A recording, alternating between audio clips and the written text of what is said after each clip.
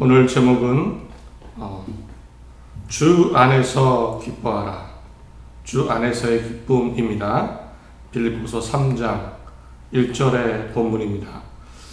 아시아나항공의 광고 중에 이런 광고가 있습니다. 여행이 우리를 떠났다라는 광고입니다.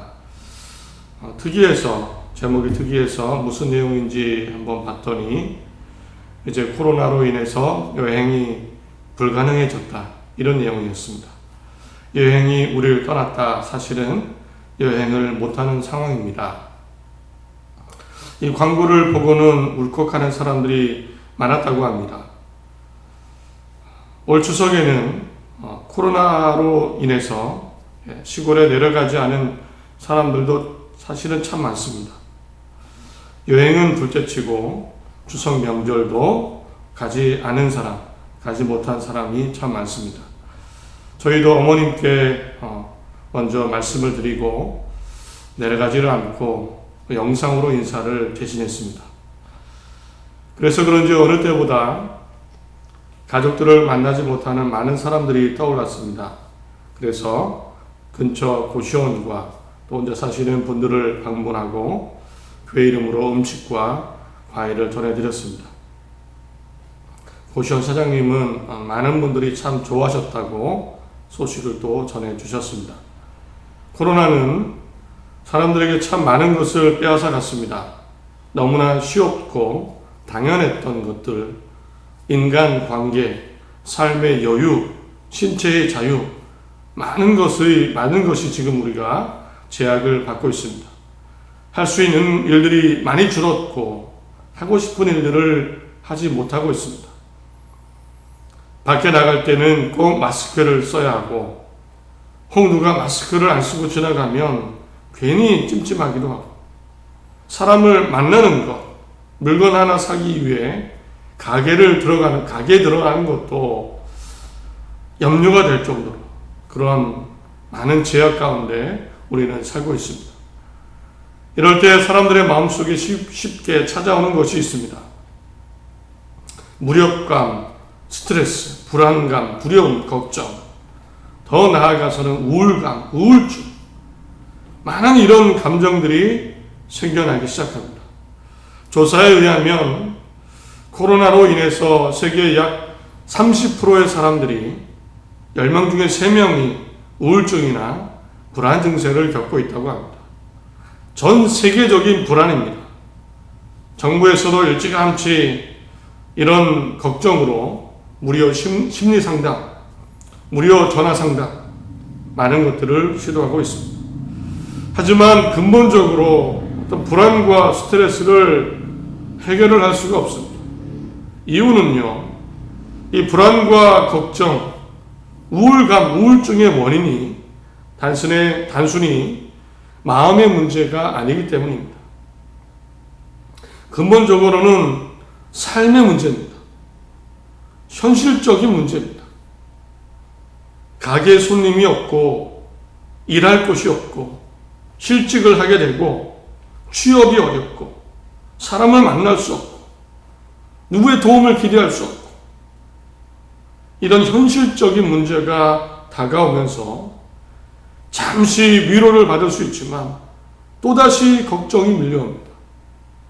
불안과 이것이 스트레스가 되고 우울증으로 발전하며 삶이 어둡고 웃음을 잃어버리게 됩니다. 기쁜 일이 별로 없고 즐거울 일도 별로 없고 잠시 반짝 웃다가도 다시 현실로 돌아오면 마음과 삶이 너무나도 무겁게 됩니다. 그래서 오늘은 바울이라는 사람의 기쁨을 나누려고 합니다. 바울은 많은 성도님들에게 아주 자신있게 이야기합니다. 끝으로 나의 형제들아, 주 안에서 기뻐하라. 끝으로 말합니다. 마지막으로 강조합니다. 주 안에 기뻐하십시오. 아주 짧은 말씀이지만 빌립보서 전체의 주제고 바울의 인생의 가장 큰 주제 중에 하나였습니다. 가장 큰 힘 중에 하나였습니다. 4장으로 이루어진 짧은 빌립보서에 무려 17번이나 기쁨이라는 단어가 나옵니다. 바울의 삶의 큰 주제, 그 주제 중에 하나는 기쁨이었습니다. 기쁨. 놀라운 사실은 바울은 누구보다 고난의 삶을 살았던 인물입니다. 오늘 빌립보서도 감옥에서 기록한 성경입니다. 힘들다는 말은 하나도 없고 무려 17번이나 기쁨을 이야기했던 겁니다. 심지어 이런 얘기도 합니다. 여러분, 나를 본받으십시오. 자신 있게 이야기합니다. 내 기쁨까지도 본받으십시오. 3장 17절을 보면 형제들아 너희는 함께 나를 본받으라. 그리고 너희가 우리를 본받은 것처럼 그와 같이 행하는 자들을 눈여겨라. 나를 본받으시고 이것을 눈여겨보십시오. 감옥이라는 것과는 상관없는 전혀 다른 기쁨이고 기쁨의 자신감입니다. 먹는 것, 입는 것, 편하게 자는 것, 성공한 것, 부유한 것, 이런 것을 통한 기쁨이 아닙니다. 누가 잘 되고 어떤 거 성공을 하고 좋은 일이 생기고 사람들이 말하는 그런 것들을 통한 기쁨이 절대 아닙니다. 감옥이라는 가장 어둡고 극한의 환경에서의 그곳에서의 기쁨입니다. 바울의 기쁨이 가짜일까요? 그냥 억지 웃음 있지 않습니까? 자아도취, 착각, 현실 도피의 웃음, 자기 만족이 있는 그런 가짜, 거짓, 불완전한 기쁨일까요? 그렇다면 성경에 기록되지 않았을 겁니다. 그렇다면 뭔가 잘못되거나 이상한 부분이 있었겠죠. 분명 감옥이라는 가장 어두운 순간에 가진 진정한 바울의 기쁨입니다. 나를 본받으십시오라고 했던 정말 자신감 있는 진짜 기쁨입니다. 오늘 지금 우리에게도 어느 때보다 이런 기쁨이 아주 절실히 필요합니다. 이 기쁨을 가질 수 있다면 우리도 쉽지 않은 어려운 시기를 기쁨 가운데 살아나갈 수 있습니다. 오늘 이 기쁨이 우리 마음속에 가득하기를 소원합니다. 내가 어떤 환경 가운데 있더라도 이 바울의 기쁨이 내 마음속에 우리 가운데 가득하기를, 우리 가정 가운데 넘쳐나기를 간절히 소망합니다. 오늘 그래서 깊이 생각하고자 하는 말씀은요, 오늘 1절 한 절입니다. 천천히 제가 읽어드립니다. 끝으로 나의 형제들아, 주 안에서 기뻐하라. 너희에게 같은 말을 쓰는 것이 내게는 수고로움이 없고 너희에게는 안전하니라. 빌립보서의 주제와 같은 구절입니다. 오늘 깊이 나누고자 하는 이 구절 단 한 가지입니다. 주 안에서 기뻐하랍니다. 주 안에서 기뻐하라. 감옥 속에서의 기쁨인데 이 넘쳐나는 기쁨은요, 주 안에서 기뻐하라는 겁니다. 끝으로 마지막으로 나의 형제들아, 주 안에서 기뻐하라. 바울의 기쁨에는 특징이 있습니다. 주님 안에서, 주 안에서의 기쁨입니다. 여기서 주라는 말은 명확하게는 예수 그리스도를 의미합니다. 바울은 그리스도 예수 안에서의 기쁨을 이야기한 겁니다. 그러면 이 그리스도 예수 안에서의 기쁨이 뭘까? 바울이라는 한 인간이, 육체를 가진 바울이 그리스도 예수 안에서의 가졌던 기쁨은 뭘까요? 바울은 이어서 3절 이후에 쭉 설명을 합니다. 제가 쉽게 풀어서 조금 상상을 더해서 제가 한번 읽어보겠습니다. 나는 원래 육체적으로, 세상적으로 잘 나가던 사람입니다. 나는 누구보다 그랬습니다. 나는 8일 만에 할례를 받았습니다. 정통 베냐민 지파였고 히브리인 중에 히브리인이었습니다. 율법적으로는 가장 인지도가 있고 명성이 있는 바리새파였습니다. 열심으로는 교회 다니는 사람을 박해하고 율법으로는 하나도 흠이 없는 완벽한 사람이었습니다. 바울은 이것이 나름대로 나의 기쁨이었습니다. 만족이었다고 고백했습니다. 할례를 받았고 8일 만에 정통 베냐민 히브리인이고 바리새파고 열심히 살고 율법에 온전한 사람, 흠이 없는 그런 삶을 살았던 사람, 어디 내놔도 흠잡을 데 없는 인생을 살았습니다. 그런데 이렇게 가장 좋고 자랑할 만한 것들을 다 쓰레기처럼 버리는 일이 벌어졌습니다. 곧 예수님 때문에. 예수님을 알게 되면서 이 모든 것을 해로운 것으로 여기게 되었습니다. 예수님 때문에 다 버렸습니다. 지금은 예수님을 얻고 예수님 안에 인정받고 싶은 생각밖에 없습니다. 예수님을 믿고 그 믿음을 근거로 하나님의 의로우심, 깨끗함을 얻으려는 것입니다. 내가 바라는 단 한 가지는 그래서 예수님을 알고 고난에 동참하고 죽으심을 본받아서 결국에는 이렇게 어떻게 해서든 예수님의 부활처럼 나도 죽음 가운데서 살아나는 것입니다. 물론 지금은 부활을 얻은 것도 달성한 것도 아닙니다. 지금은 부활, 생명을 향해 달려가고 있습니다. 따라서 절대 뒷일을 돌아보지 않습니다. 후회하지 않습니다. 기쁨으로 예수님 안에서 하나님이 주실 부활의 상, 그 목표를 바라보고 열심히 달려가고 있습니다. 그래서 나는 지금 감옥에 있지만 어느 때보다 기쁨이 가득합니다.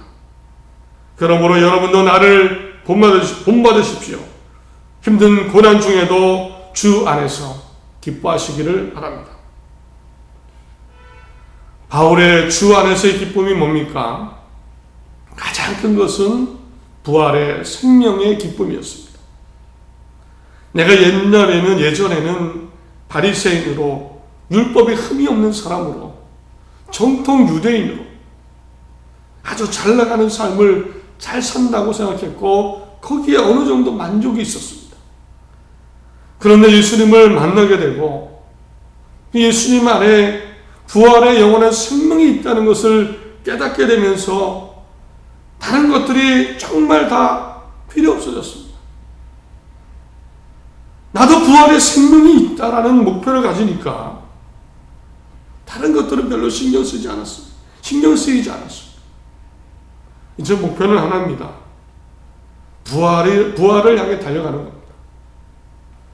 예수님이 부활하셔서 살아나신 것처럼 나도 죽음에서 살아나는 것, 이것이 가장 큰 목표였고, 그래서 오늘 내가 어떤 삶을 살아도 기쁨이 있습니다. 나는 부활이라는 목표를 향해 달려가기 때문입니다. 바울은 감옥에서 부활을 생각하며 그렇게 기뻤습니다. 이런 주 안에서의 부활의 기쁨이 있으니까요, 또 많은 기쁨이 연결이 됩니다. 연결이 됩니다. 먼저는요, 이 부활을 주신, 생명을 주신 하나님을 생각하니까 너무너무 즐겁습니다. 하나님이 나에게 주신 가장 큰 선물입니다. 로마서 5장 11절을 보면 바울은 이런 즐거움을 고백합니다. 그뿐 아니라 이제 우리로 화목케 하신 우리 주 예수 그리스도로 말미암아 하나님 안에서 또한 즐거워하느니라. 이런 내용입니다.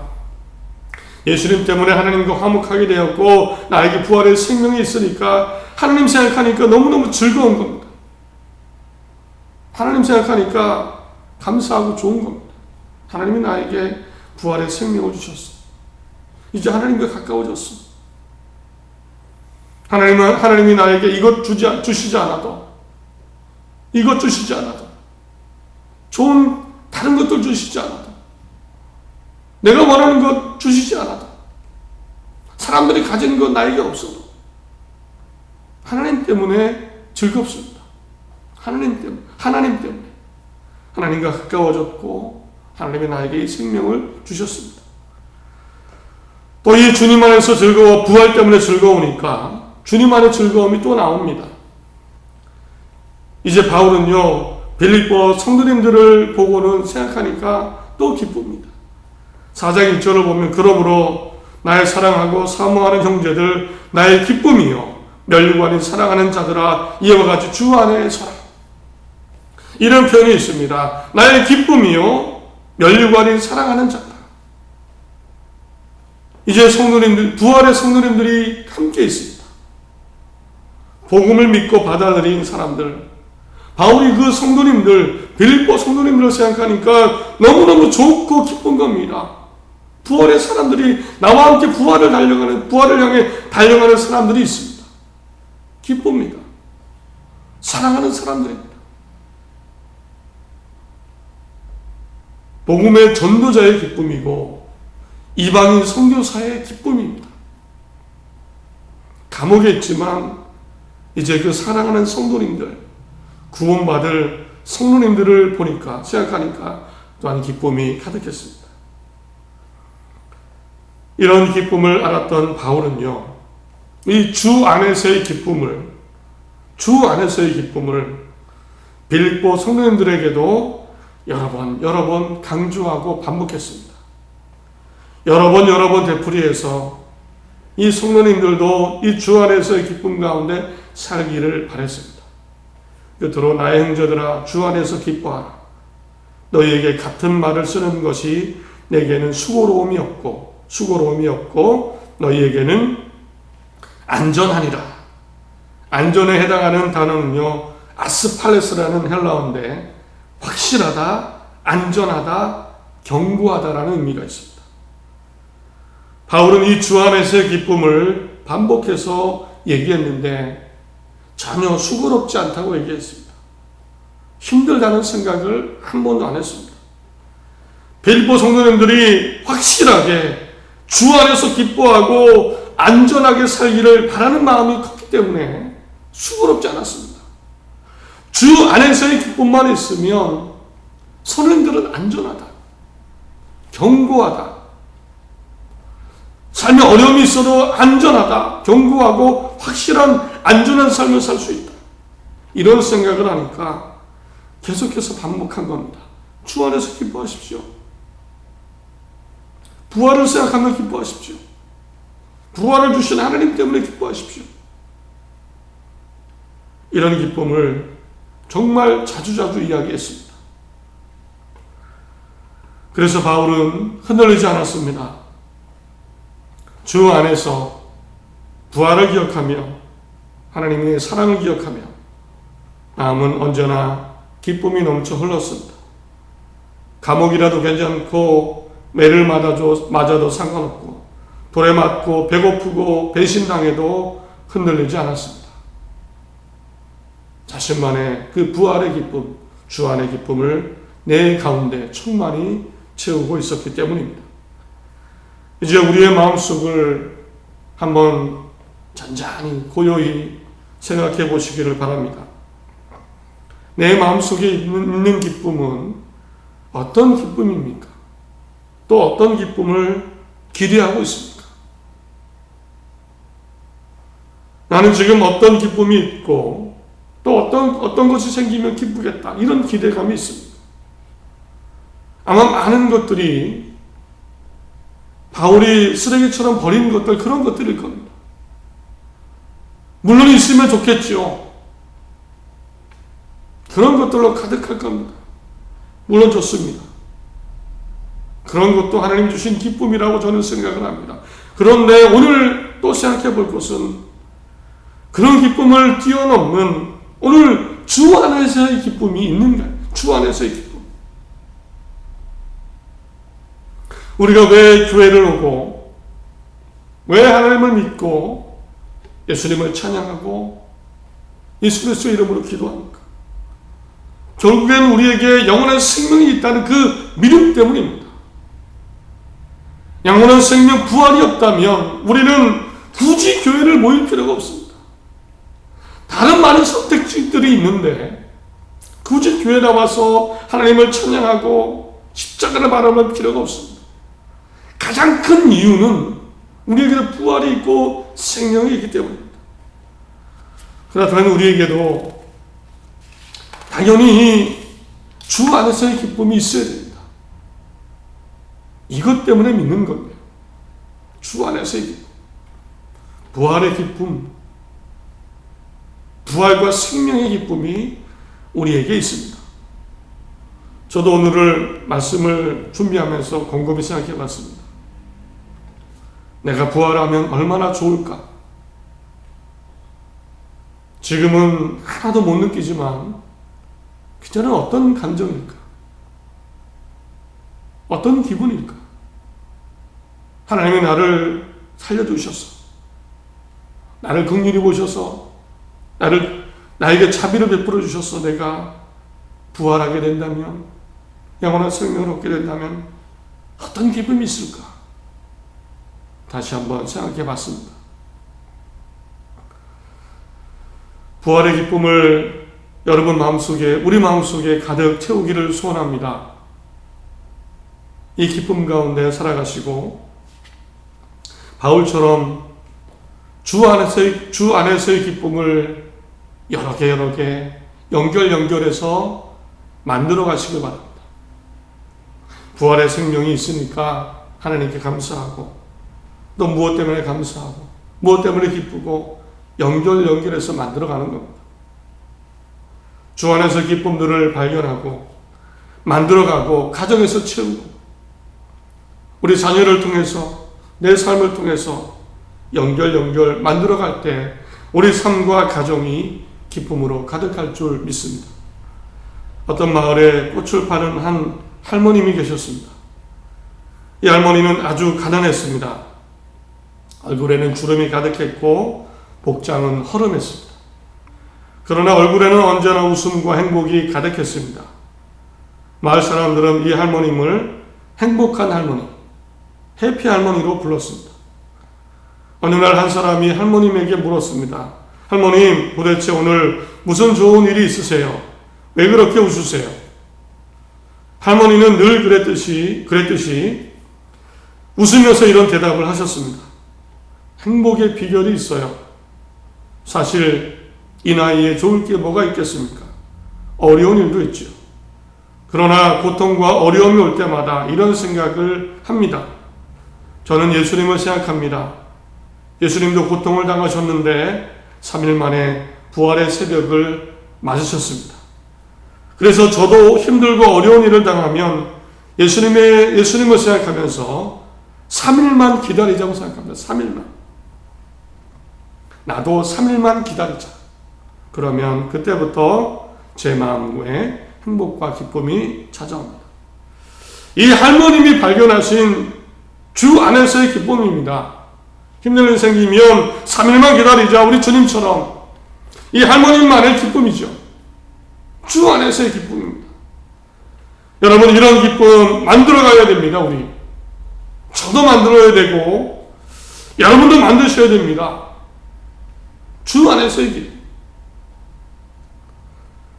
이 기쁨을 먼저 마음에 가득 채우시고, 부활의 기쁨을 채우시고, 연결해서 하루의 삶이, 한 달의 삶이, 매년의 삶이 주 안에서의 기쁨이 되시기를 간절히 바랍니다. 말씀을 맺습니다. 교회가 왜 필요할까? 또 한 가지를 발견했습니다. 우리 모두 주 안에서의 기쁨을 서로 만들어가는 겁니다. 바울이 그랬죠. 함께 믿음 생활하는 성도님들을 생각하며 기뻐한다. 우리도 성도님들 간에 서로 격려하고 위로하고 사랑하고 도우면서 또 주 안에서의 기쁨을 만들어가는 겁니다. 교회의 존재 이유 중에 또 하나였습니다. 새로운 한 주입니다. 새로운 10월입니다. 각자 떨어져 계시지만 성도님들을 위해서 또 기도해 주시고요. 무엇보다 내 안에, 주 안에서 기쁨을 만들어 가시고, 부활의 기쁨 가운데 새로운 한 주 한 달이 정말 우울하거나 힘든 것이 아니고 주 안에서의 기쁨으로 가득하시기를 간절히 바랍니다. 하나님이 필요한 것은 채우시고 힘이 없다면 힘을 주실 줄 믿습니다. 좀 더 힘을 내시고 기쁨 가운데 정말 기쁘게 맞이하는 새로운 한 주, 한 달 되시기를 간절히 바랍니다.